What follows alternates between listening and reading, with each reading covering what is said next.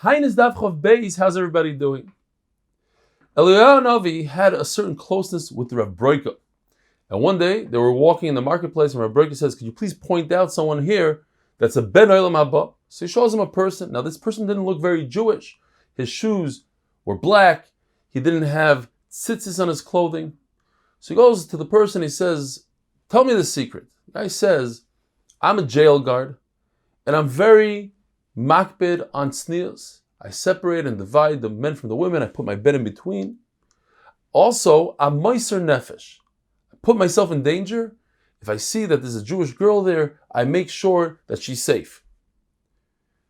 And the reason why he wore shoes that are not Jewish and he didn't wear tzitzis, so that he could blend in with the non-Jews and he could hear if there's a gzeira going on against the Jews, he runs beforehand and tells the Chachamim, and they daven before it even comes out.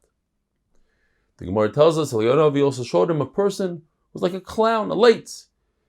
He would lift the spirits of those who were sad, and with that he was Zeichet Olam Haba. Also, he used to make shalom between two people that were in machlokes.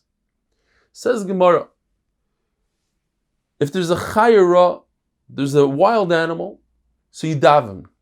Provided, says the Gemara, it has to be understood that this is something out of the ordinary. It's from Shemayim. It's called mishulachas. In other words, if an animal comes into the city during the day, or it's in a field not next to a marsh, but it stands and stares at two people, it's not scared, that's different.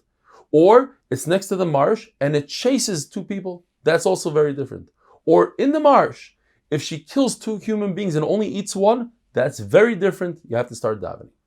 If she jumps to the top of a tent for hunters and she grabs a baby, that's different. They got to daven. And for the sword, in other words, if there's an army that's even a peaceful army going through your city and doesn't want to go to war, you also should daven like we see by Yoshiyahu.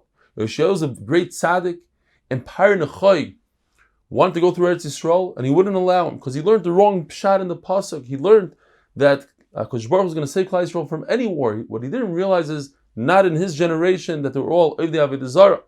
And he put his foot down, and that cost him his life. The reason why he died is because he should have asked Yirmiyahu Hanavi, and Yirmiyahu Hanavi would have told him that not in this generation. As he was dying, he was matzdik the din. He said Hashem is 100% right. Tzadik hu Hashem, kifiu marisi. I disobeyed Hashem and I deserve to die. I should have asked Yirmiyahu. When there's a great wind that destroys the crop, how much of the crop? We learned in the Mishnah, like the opening of an oven. That means that you put bread around. Now the Gemara has a teiku. Does it mean that you completely close off the oven with bread, or is it just a row of bread on the inside? If wolves swallow a child, Chacham said, and this actually happened, that the flesh that comes out after 3 days is considered digested. It's not considered flesh. It doesn't create tumah. However, the bones, they're intact and they create tumah. An individual is permitted to fast for tzaras, and Taisus explains it's a person who becomes very weak from this fast. Afal Pikein, he's allowed to. Rabbi Yossi says it's also because what if he becomes so weak, he's going to have to come on to others and they're going to say, you brought it on upon yourself, and the pasuk says, L'nefesh chaya, you have a chiyuv to be mechaya your own nefesh. Shimon HaTimni is of the opinion that on Shabbos, if there's a devor, there's a plague, you don't daven. Chacham didn't agree to him. So Gemara says that it's possible that Shimon HaTimni himself holds that even the weekday you shouldn't daven for a mageva, because we see that Rav Chanan ben Pitam said in the name of Rav Akiva that there's a gzeira. You should, if you can't daven on Shabbos, you shouldn't daven in the weekday as well. Says the Gemara that you don't scream and cry to Hashem when there's too much rain. Why? Because you don't daven for a lot of favor. Rain is a great thing, so too much of it, you don't daven against it. As the pasuk says, and we learn, yivlu sifsei seichem iloymar dai. Until your lips become numb from saying dai. In Chutz La'aretz, you do scream for the rain, too much rain, because that is very detrimental.